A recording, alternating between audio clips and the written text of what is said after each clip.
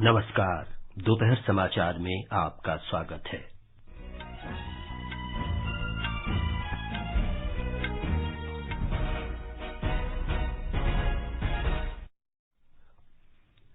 पंजाब और उत्तर प्रदेश में विधानसभा चुनाव के लिए मतदान शांतिपूर्वक जारी। दिन में 1 बजे तक उत्तर प्रदेश में 35 और पंजाब में 34% से अधिक मतदान की खबर। विदेश मंत्री डॉ सुब्रमण्यम जयशंकर ने कहा, चीन द्वारा सीमा समझौतों का उल्लंघन किए जाने के बाद चीन के साथ भारत के संबंध बहुत मुश्किल दौर से गुजर रहे हैं। एयर इंडिया ने यूक्रेन और रूस के बीच तनाव के मद्देनजर भारतीयों को निकालने के लिए भारत और यूक्रेन के बीच 3 उड़ानों के संचालन की घोषणा की।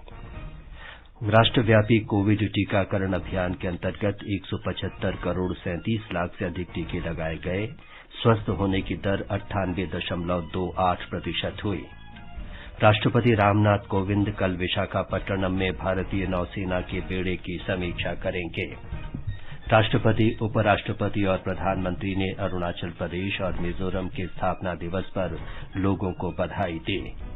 मध्य प्रदेश में खजुराहो नृत्य महोत्सव आज शाम शुरू हो रहा है और भारत वेस्टइंडीज के बीच तीसरा और अंतिम T20 अंतर्राष्ट्रीय क्रिकेट मैच आज शाम कोलकाता के ईडन गार्डन्स में खेला जाएगा।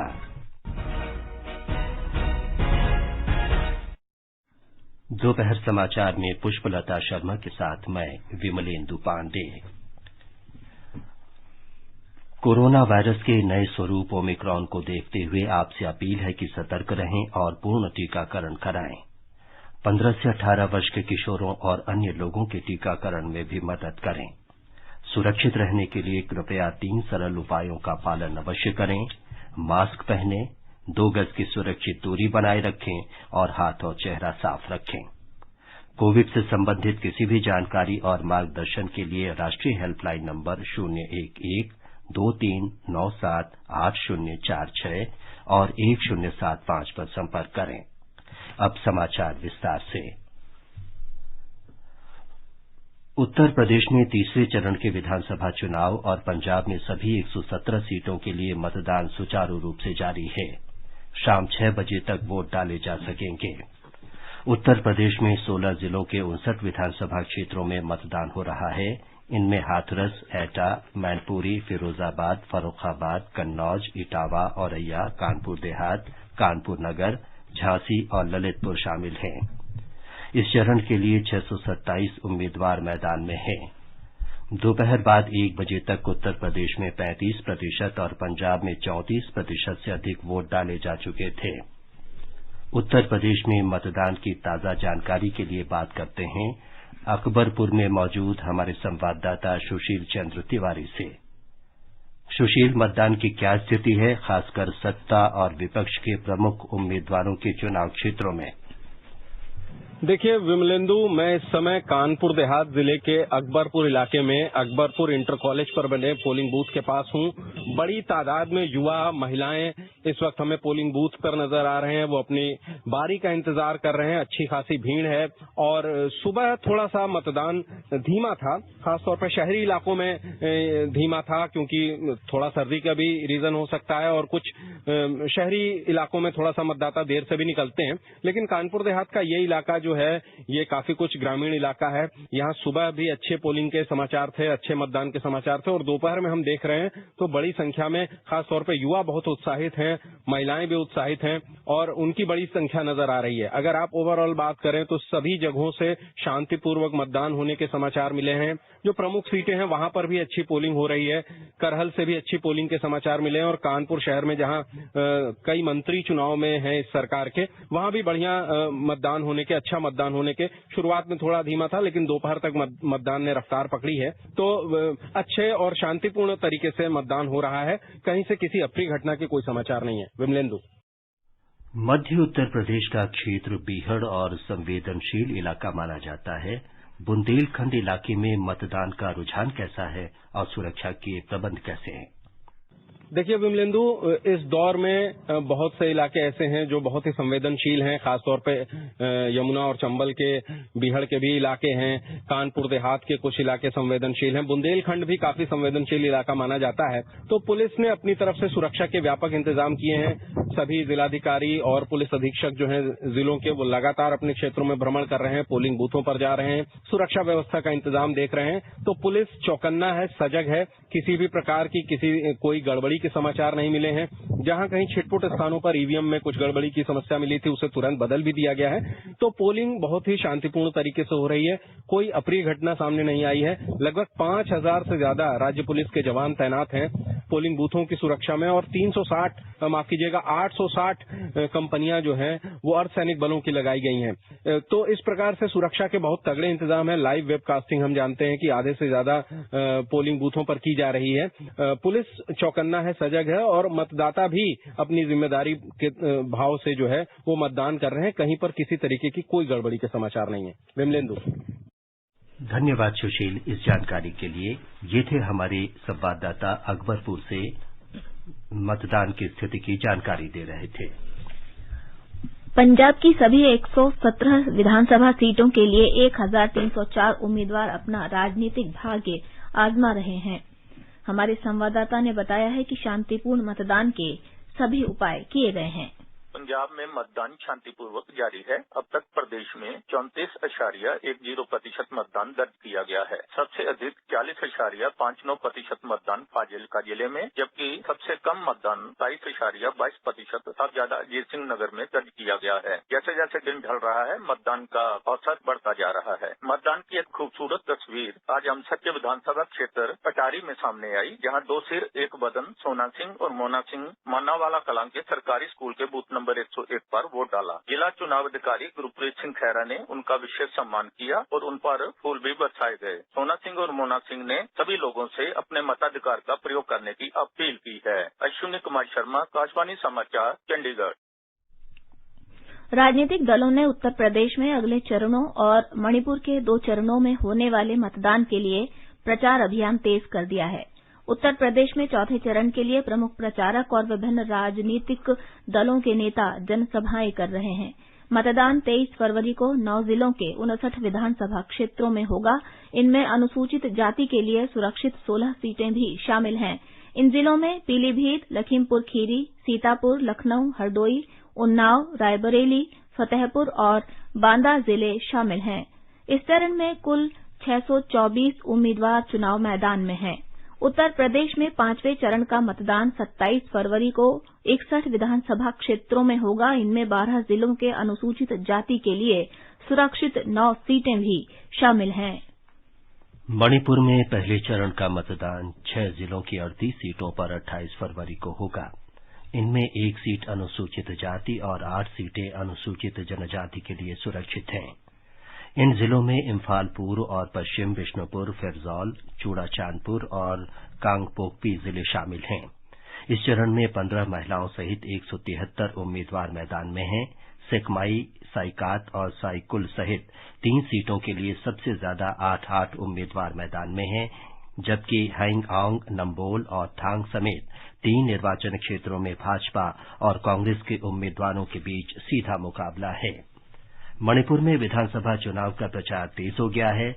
हमारे संवाददाता ने बताया है कि भारतीय जनता पार्टी और कांग्रेस के वरिष्ठ नेता रैलियों और जनसभाओं के माध्यम से मतदाताओं को लुभाने में जुटे हैं। मणिपुर में 2 चरणों में चुनाव होंगे और पहले चरण का मतदान 28 फरवरी को होगा। मणिपुर में चुनाव प्रचार अपने शिखर पर पहुंच गई है और कई केंद्रीय नेता चुनाव प्रचार के लिए राज्य में पहुंच रहे हैं। केंद्रीय मंत्री और भाजपा नेता सर्बानंद सोनोवाल आज इम्फाल पहुंचे और वहां विभिन्न स्थानों पर आयोजित चुनावी रैलियों में शामिल हो रहे हैं। प्रधानमंत्री और भाजपा नेता नरेंद्र मोदी परसों इम्फाल पहुंच रहे हैं और वहां हैंगआंग विधानसभा क्षेत्र में एक चुनावी रैली को संबोधित करेंगे। मणिपुर के मुख्यमंत्री एन बीरेन इस विधानसभा क्षेत्र से चुनाव लड़ रहे हैं और वहां सीधे कांग्रेस उम्मीदवार के साथ चुनाव लड़ेंगे। उधर कांग्रेस नेता और सांसद राहुल गांधी राज्य में चुनाव प्रचार के लिए अपने 1 दिन की दौरे पर कल इम्फाल पहुंच रहे हैं। आकाशवाणी समाचार के लिए इम्फाल से जेजे थोकसोम।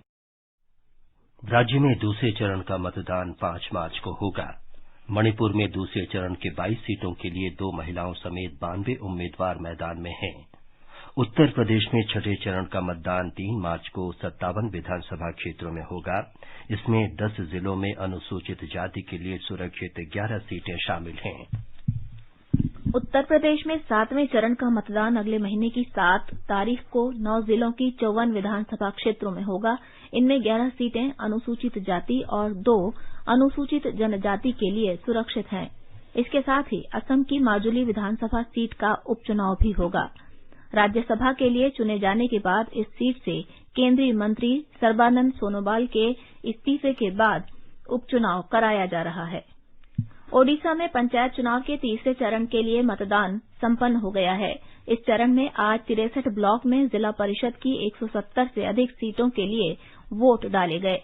राज्य में पंचायत चुनाव के चौथे चरण के लिए मंगलवार को और 5वें तथा अंतिम चरण के लिए बृहस्पतिवार को वोट डाले जाएंगे। मतों की गिनती इस महीने की 26 से 28 तारीख तक की जाएगी। विदेश मंत्री डॉक्टर सुब्रमण्यम जयशंकर ने कहा है कि सीमा क्षेत्र के बारे में समझौतों के उल्लंघन के बाद चीन के साथ भारत के संबंध बहुत कठिन दौर से गुजर रहे हैं। म्यूनिख सुरक्षा सम्मेलन के विचार विमर्श में डॉक्टर जयशंकर ने कहा कि 45 वर्ष से सीमा पर शांति थी और कोई सैन्य टकराव भी नहीं हुआ था। उन्होंने कहा कि भारत और चीन के बीच सैन्य बलों को वास्तविक नियंत्रण रेखा तक नहीं लाने का समझौता था, लेकिन चीन ने इसका उल्लंघन किया। उन्होंने कहा कि सीमा पर स्थिति के अनुसार ही दोनों देशों के बीच संबंध तय होंगे। Stable border management. There were no military casualties on the border from 1975. That changed because we had agreements with China not to bring military forces to we call it border, but it's line of actual control. And the Chinese violated those agreements. Now, the state of the border will determine the state of the relationship. That's natural. So, obviously, relations with China right now are going through a very difficult phase.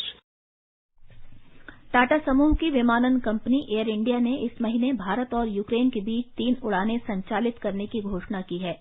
Air India ने कहा कि भारत और Ukraine के बीच 22, 24 और 26 फरवरी को उड़ानें संचालित की जाएंगी। इन उड़ानों के लिए टिकट एयर इंडिया के कार्यालयों, वेबसाइट, कॉल सेंटर और अधिकृत ट्रैवल एजेंट के माध्यम से खरीदे जा सकते हैं। इससे पहले यूक्रेन और रूस के बीच बढ़ते तनाव के मद्देनजर यूक्रेन में भारतीय दूतावास ने कहा कि विद्यार्थी परेशान न हों। दूतावास ने आसानी से उपलब्ध उड़ान से वापस आने की सलाह दी। दूतावास ने यह भी कहा कि आने वाले दिनों में एयर इंडिया और यूक्रेन की अंतर्राष्ट्रीय विमानन कंपनी द्वारा अतिरिक्त उड़ानें संचालित की जाएंगी। भारत ने कहा है कि वो यूक्रेन और रूस के बीच राजनयिक बातचीत के माध्यम से तनाव तुरंत कम करने का समर्थन करता है। विदेश मंत्रालय ने कहा कि यूक्रेन के घटनाक्रम पर भारतीय दूतावास नजर रख रहा है। रूस के राष्ट्रपति व्लादिमीर पुतिन ने कल बेलारूस के नेता अलेक्जेंडर लुकाशेंको के साथ रूस के रणनीतिक अभ्यास का अवलोकन किया। इस बीच व्हाइट हाउस ने कहा है कि अमरीकी राष्ट्रपति जो बाइडेन अब भी मानते हैं कि रूस यूक्रेन पर किसी भी समय हमला कर सकता है। उन्होंने संकट पर चर्चा के लिए आज अपने शीर्ष सलाहकारों की बैठक बुलाई है।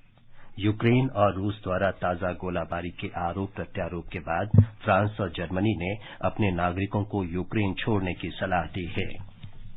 ये समाचार हमारी वेबसाइट newsonair.com/हिंदी और हमारे mobile app news on AIR पर भी उपलब्ध हैं। सुनो ना, हाँ? सोच रहा हूँ अपना बिजनेस क्यों न बढ़ा लूं। तो रोका किसने है? हाँ? रोका तो किसी ने नहीं, पर समझ नहीं आ रहा कि मदद किससे मांगूं। मुझसे। तुमसे? तो अच्छा बताओ फिर। आकाशवाणी है ना, मैंने सुना है उसका नेटवर्क देश भर में फैला है। पर उससे मेरा क्या फायदा? देखो, फायदा है, जिस शहर में चाहो विज्ञापन की मदद से उपभोक्ताओं तक पहुँच जाओ। पर अब ये भी तो बता दो कि आकाशवाणी से संपर्क कैसे करूं? बहुत आसान है, मैं बताती हूँ। नंबर नोट करो, 870-001-4242। 870-001-4242। लो अभी फोन लगाता हूँ 870-001-4242 पर।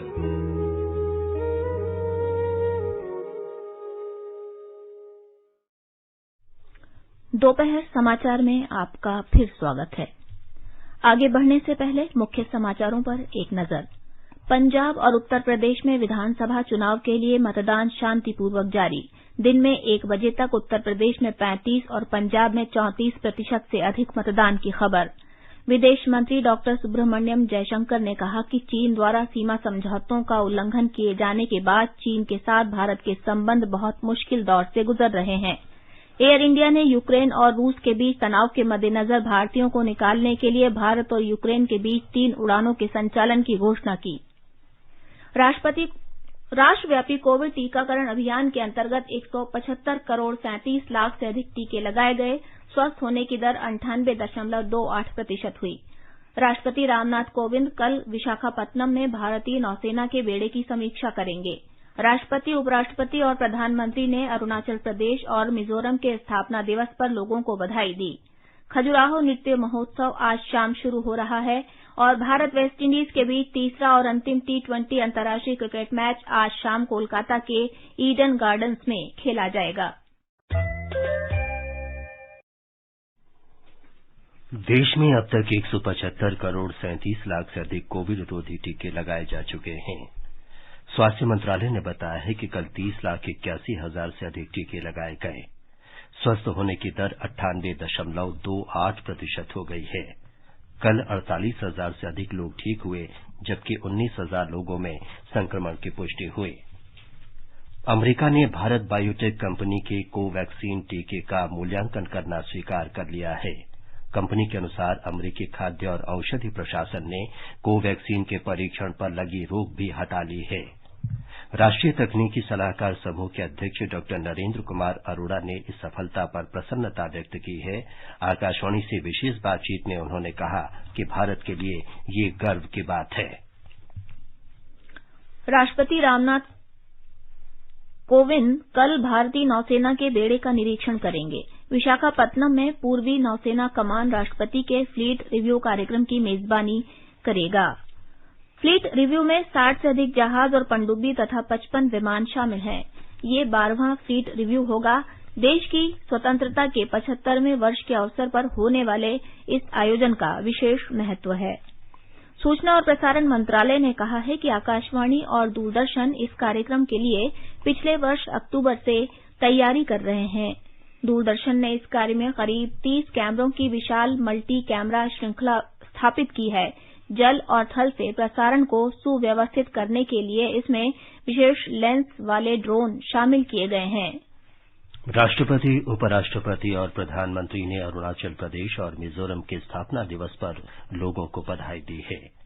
राष्ट्रपति रामनाथ कोविंद ने कहा कि प्राकृतिक सौंदर्य और समृद्ध सांस्कृतिक धरोहर से विभूषित ये दोनों राज्य विविधता में एकता के प्रतीक हैं।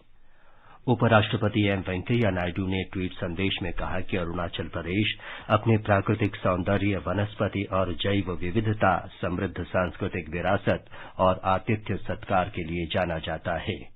उपराष्ट्रपति ने मिजोरम के लोगों के लिए बधाई संदेश में कहा कि अपनी समृद्ध संस्कृति, जैव विविधता, आकर्षक वन क्षेत्र और झरनों के लिए प्रसिद्ध मिजोरम का सौंदर्य वास्तव में मंत्रमुग्ध कर देने वाला है। प्रधानमंत्री नरेंद्र मोदी ने विश्वास व्यक्त किया है कि पूर्वी भारत, विशेषकर पूर्वोत्तर क्षेत्र 21वीं सदी में देश के विकास का वाहक बनेगा। आज अरुणाचल प्रदेश के स्थापना दिवस पर एक वीडियो संदेश में उन्होंने कहा कि सरकार अरुणाचल प्रदेश को एशिया का बड़ा प्रवेश द्वार बनाने के लिए कड़ी मेहनत कर रही है। श्री मोदी ने कहा कि अरुणाचल प्रदेश के विकास में तेजी लाने के लिए पिछले 7 वर्षों में हर संभव कार्य किए गए हैं। आपने हम पर भरोसा जताया था, उस पर सरकार द्वारा खरी उतर रही है। आपका विश्वास डबल इंजन की सरकार को और अधिक काम करने के लिए प्रोत्साहित करता है और अधिक प्रयास करने की शक्ति देता है। सबका साथ, सबका विकास, सबका विश्वास और सबका प्रयास का ये मार्ग अरुणाचल प्रदेश के बेहतर भविष्य को सुनिश्चित करने वाला है। मेरा ये पक्का विश्वास रहा है कि पूर्वी भारत और खासकर पूर्वोत्तर भारत 21वीं सदी में देश के विकास का इंजन बनेगा। प्रधानमंत्री ने स्वास्थ्य, शिक्षा, कौशल विकास, महिला सशक्तिकरण और स्वयं सहायता समूह जैसे क्षेत्रों में विकास के लिए मुख्यमंत्री के प्रयासों पर प्रसन्नता व्यक्त की। मध्य प्रदेश में 48वां खजुराहो नृत्य महोत्सव आज से शुरू हो रहा है। हमारी संवाददाता ने बताया है कि भारतीय शास्त्रीय नृत्य शैलियों की प्रस्तुति का ये लोकप्रिय कार्यक्रम 1 सप्ताह तक चलेगा।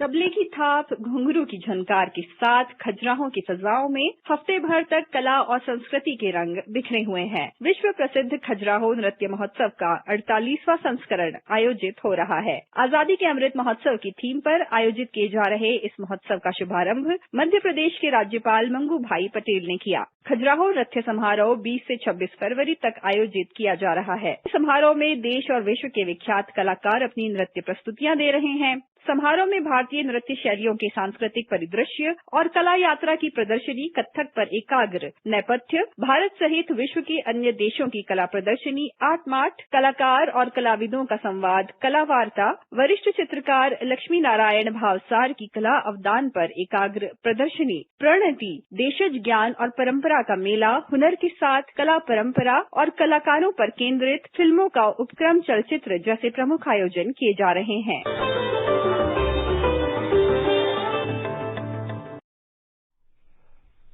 आकाशवाणी आज इस पर एक विशेष कार्यक्रम भारतीय संस्कृति के रंग खजुराहो नृत्य महोत्सव के संग प्रस्तुत करेगा।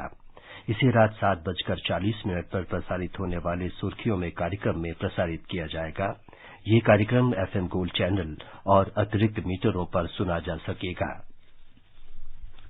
भारत और वेस्टइंडीज के बीच T20 क्रिकेट श्रृंखला का तीसरा और अंतिम मैच आज कोलकाता के ईडन गार्डन्स में खेला जाएगा।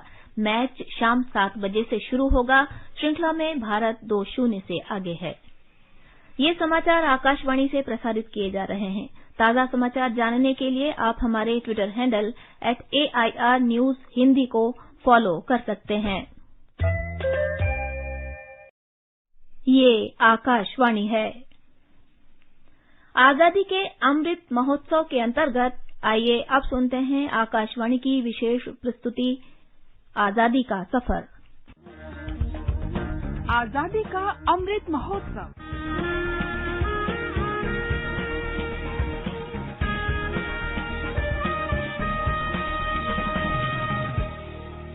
आजादी का सफर आकाशवाणी के साथ। भारत का गौरवशाली स्वतंत्रता संग्राम आधुनिक विश्व के अब तक के सबसे बड़े संघर्षों में से एक है। आकाशवाणी समाचार आपके लिए प्रतिदिन लेकर आता है इस संघर्ष की एक झलक।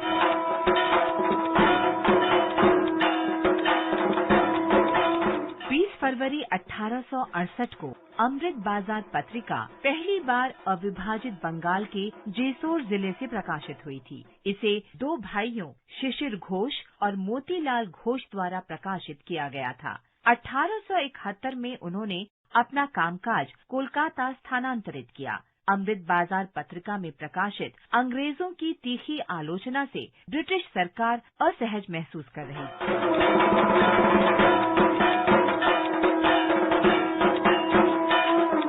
उसने भारतीय भाषाओं की प्रेस में सरकार की आलोचना पर लगाम लगाने के लिए 1878 में वर्नाक्युलर प्रेस एक्ट नामक एक कठोर कानून बनाया। अमृत बाजार पत्रिका ने इससे बचने का भी उपाय ढूंढ लिया। अधिनियम के लागू होने के बाद अखबार का प्रकाशन बंगाली की बजाय अंग्रेजी में शुरू कर दिया गया और अखबार ने औपनिवेशिक सरकार को चुनौती देना जारी रखा।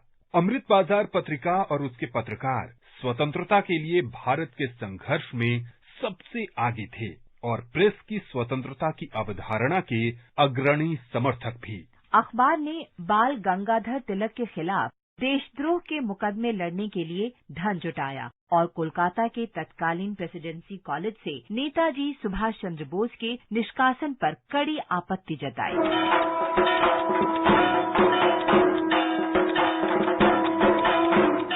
1931 में शिशिर घोष के सेवानिवृत्त होने के बाद उनके बेटे तुषार कांति घोष ने अखबार का कार्यभार संभाला। उन्हें अंग्रेजों की पक्षपात पूर्ण न्यायिक व्यवस्था की आलोचना करने के लिए गिरफ्तार कर लिया गया था। 1946 में भारत के विभाजन से पहले कोलकाता में फैली सांप्रदायिक हिंसा के विरोध स्वरूप 3 दिनों तक अखबार का पहला पन्ना खाली छोड़ा गया था। अखबार ने आखिरकार 123 साल के बाद 1991 में अपनी प्रेस बंद कर दी थी।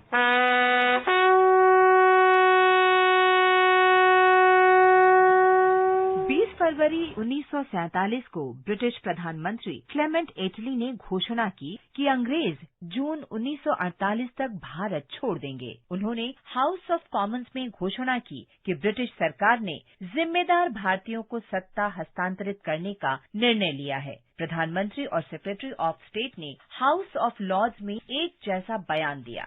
उन्होंने कहा कि उन्हें खेद है कि भारतीय दलों के बीच निरंतर मतभेदों के कारण सत्ता के हस्तांतरण में बाधा आई।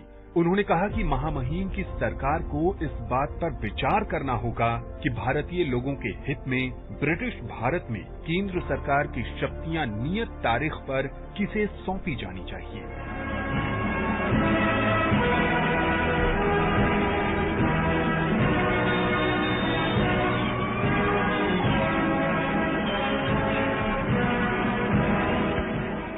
अगले 14 महीनों में भारत से ब्रिटिश शासन को पूरी तरह समेटने की कवायद शुरू कर दी गई। भारत में आखिरी वायसरॉय के रूप में माउंटबेटन का आगमन इसका प्रतीक था। लेकिन 3 जून 1947 को माउंटबेटन ने घोषणा की कि अंग्रेज तय तारीख से पहले ही 15 अगस्त 1947 को भारत छोड़ देंगे।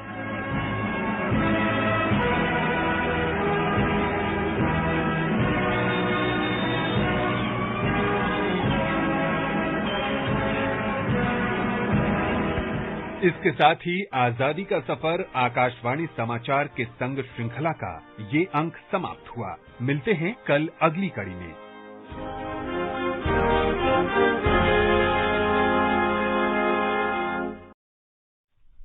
विश्व सामाजिक न्याय दिवस आज मनाया जा रहा है। वर्ष 2007 में संयुक्त राष्ट्र महासभा ने 20 फरवरी को विश्व सामाजिक न्याय दिवस घोषित किया था। इसका उद्देश्य सामाजिक अन्याय के खिलाफ आवाज उठाना है। इस वर्ष का विषय है औपचारिक रोजगार के माध्यम से सामाजिक न्याय प्राप्त करना। प्रधानमंत्री नरेंद्र मोदी कल शिक्षा और कौशल पर वेबिनार के पूर्ण सत्र को संबोधित करेंगे। शिक्षा मंत्रालय केंद्रीय बजट 2022 की घोषणाएं लागू करने के बारे में इस विचार मंथन वेबिनार का आयोजन कर रहा है। संस्कृति मंत्रालय कल से नई दिल्ली के इंदिरा गांधी राष्ट्रीय कला केंद्र में अंतर्राष्ट्रीय मातृभाषा दिवस पर विशेष कार्यक्रम आयोजित करेगा। भाषाई और सांस्कृतिक विविधता के बारे में जागरूकता और बहुभाषावाद को बढ़ावा देने के लिए हर साल 21 फरवरी को विश्व भर में अंतर्राष्ट्रीय मातृभाषा दिवस मनाया जाता है। और अब एक नजर आज के मौसम पर। राष्ट्रीय राजधानी दिल्ली में मौसम आमतौर पर सामान्य है। मुंबई और कोलकाता में आसमान साफ रहेगा। चेन्नई में आंशिक रूप से बादल छाए रह सकते हैं। श्रीनगर, जम्मू और मुजफ्फराबाद में आसमान साफ रहेगा। गिलगित और लेह में बादल छाए रहने के आसार हैं। पूर्वोत्तर में गुवाहाटी में आसमान साफ रहेगा। दोपहर बाद बादल छा सकते हैं, जबकि शिलांग, गंगटोक, आइजोल, कोहिमा, ईटानगर में आंशिक रूप से बादल के साथ हल्की वर्षा भी हो सकती है। इन शहरों में न्यूनतम तापमान 6 और अधिकतम 27 डिग्री सेल्सियस के बीच रहने का अनुमान है। अंत में मुख्य समाचार एक बार फिर। पंजाब और उत्तर प्रदेश में विधानसभा चुनाव के लिए मतदान शांतिपूर्वक जारी। 1 बजे तक उत्तर प्रदेश में 35 और पंजाब में 34% से अधिक मतदान की खबर। विदेश मंत्री डॉक्टर सुब्रमण्यम जयशंकर ने कहा, चीन द्वारा सीमा समझौतों का उल्लंघन किए जाने के बाद चीन के साथ भारत के संबंध बहुत मुश्किल दौर से गुजर रहे हैं। एयर इंडिया ने यूक्रेन और रूस के बीच तनाव के मद्देनजर भारतीयों को निकालने के लिए भारत और यूक्रेन के बीच 3 उड़ानों के संचालन की घोषणा की। राष्ट्रव्यापी कोविड टीकाकरण अभियान के अंतर्गत 175 करोड़ 37 लाख से अधिक टीके लगाए गए। स्वस्थ होने की दर 98.28% हुई। राष्ट्रपति रामनाथ कोविंद कल विशाखापट्टनम में भारतीय नौसेना के बेड़े की समीक्षा करेंगे। राष्ट्रपति, उपराष्ट्रपति और प्रधानमंत्री ने अरुणाचल प्रदेश और मिजोरम के स्थापना दिवस पर लोगों को बधाई दी। मध्य प्रदेश में खजुराहो नृत्य महोत्सव आज शाम शुरू हो रहा है। इसके साथ ही दोपहर समाचार का ये अंक समाप्त हुआ। नमस्कार।